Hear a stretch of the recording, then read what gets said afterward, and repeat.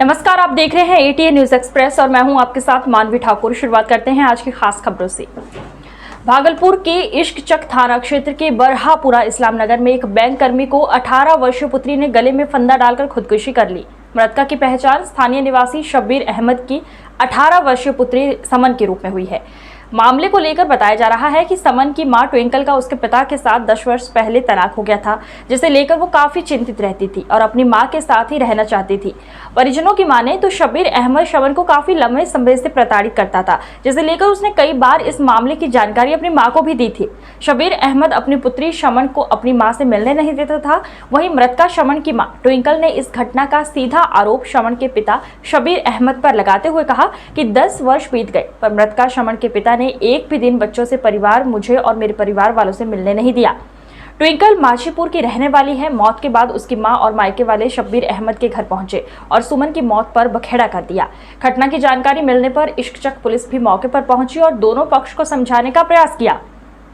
Police ने मौके से समन के द्वारा लिखा हुआ एक सुसाइड नोट भी बरामद किया है, जिसमें साफ साफ लिखा है कि वह अपने पिता उम्र दराज लड़के से शादी कराने का दबाव देने पर इस तरह का कदम उठा रही थी।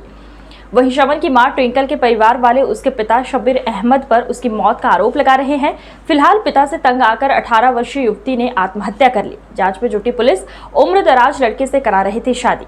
सुसाइड नोट में लिखा, जनाजे में पिता चाचा शामिल नहीं हो, पिता और चाचा से परेशान होकर मैं आत्महत्या कर रही हूँ। वहीं समन की मां ट्विंकल के परिवार वाले उसके पिता शब्बीर अहमद पर उसकी मौत का आरोप लगा रहे हैं।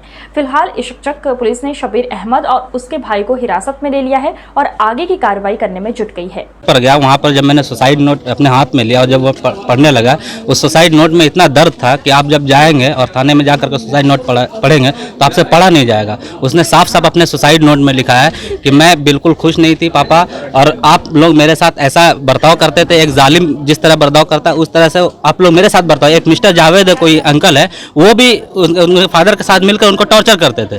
ठीक है, जिसने सुसाइड किया लड़के ने, समन ने, उसने अपने सुसाइड नोट में मेंशन किया इस बात को कि मिस्टर जावेद और मेरे पापा दोनों टॉर्चर करते थे, और यहाँ तक लिखा है कि जब मैं मर जाऊँ तो मेरी मैयत पर भी मेरे फादर और ये दोनों लोग नहीं आने चाहिए। और इतना डर था सुसाइड नोट में। आप जब पढ़ेंगे, मैं जब पढ़ने लगा तो मुझसे पूरा पढ़ा नहीं गया।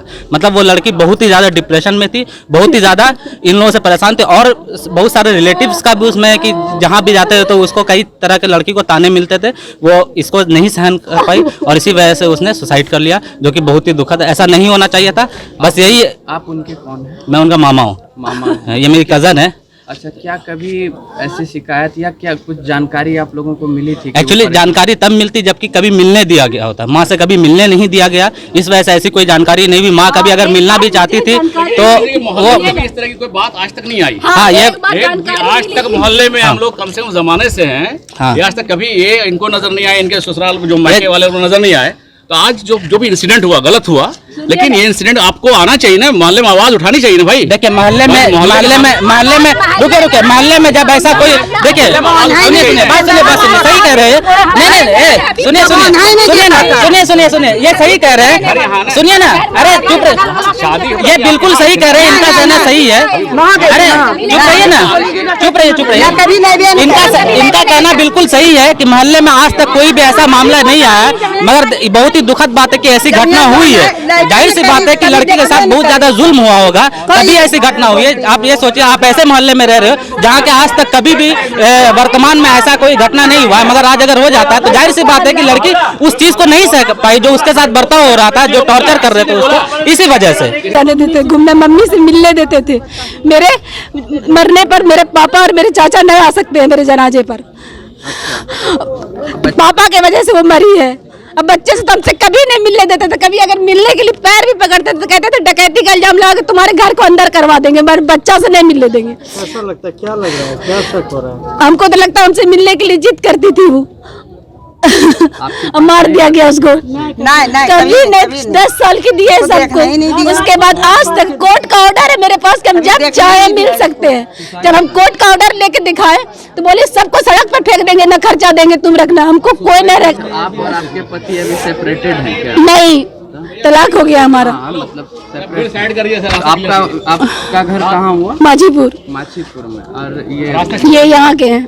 बच्ची अभी पिता के पास ही हाँ बहुत दिन से रह रही है, कभी नहीं दिखने दी हमको। इतना हम रिक्वेस्ट करते थे, हमको बच्चा को एक बार दिखा दीजिए। माँ से मिलने नहीं देता। देखे कभी झलक भी नहीं देखे उसका, एक झलक। क्या नाम है बच्ची का? जो मर गई समन नाम है, एक का साइमा नाम है, एक का सना नाम है। 3 लड़की। तीनों बच्ची आपके पास नहीं रहती? कोई नहीं रहती है। बड़ी बड़ी करके दिया, बड़ी 10-10 साल करके दिए। इसमें क्या लगता है कि उसके पिता के कारण ही हुआ? हाँ, खुद लिख के गई है सुसाइड नोट। पिता कर बहुत, जब वो अपनी वाइफ को सता सकता है, इतना टॉर्चर कर सकता, भूखा रख सकता था, अपनी बेटी को नहीं, उसको बेटा का जरूरत था। सब हमेशा सताता था, कभी न कपड़ा देता था, न खाना सही से देता था। परिवार के सदस्यों को कभी ये बताई थी कि किस परेशानी में है? इसके परिवार को नहीं, अब आप लोगों से कभी वो चर्चा की थी किसी तरह से कोई बात? अपने घर वाले को हाँ हमेशा कहते थे, अम्मी छोड़वा दीजिए, आदमी अच्छा नहीं। कहते नहीं बेटा, एक दिन सुधार जाएगा। बच्चा सबका मुंह देख के हम बहुत दिन तक गुजारे ऐसे। आप लोगों के जैसे सिलेंडर खत्म हो जाता था तो एक महीना सिलेंडर भरवा के जब नहीं देते थे, मेरे मायके से खाना आता था तो जाके थाने में कोर्ट में केस करना पड़ता था, तब जाके वो सिलेंडर ला के देता था हमको पकाने के लिए। हर बार खत्म होने के बाद थाने में एप्लीकेशन देना पड़ता था सिलेंडर का। वो जो होता है महिला आयोग नहीं होता है, उसी में। आप लोगों के पास रहना चाहती थी बच्ची? हाँ। रहती थी बच्ची मेरे साथ, मगर जब खर्चा ही नहीं देने लगे तो हम बोलेगा कि आप ले लीजिए। जब खर्चा नहीं दीजिएगा तो अब मिलने दीजिएगा हमको। क्या पढ़ाई कर रही थी? हाँ, सब पढ़ाई कर रही थी। कौन से क्लास में? ये सब तो हम कभी मिलवे नहीं किए, तो हमको क्या पता कौन सी क्लास में करती। आज की खबरों में बस इतना ही। देखते रहिए ATN न्यूज एक्सप्रेस। नमस्कार।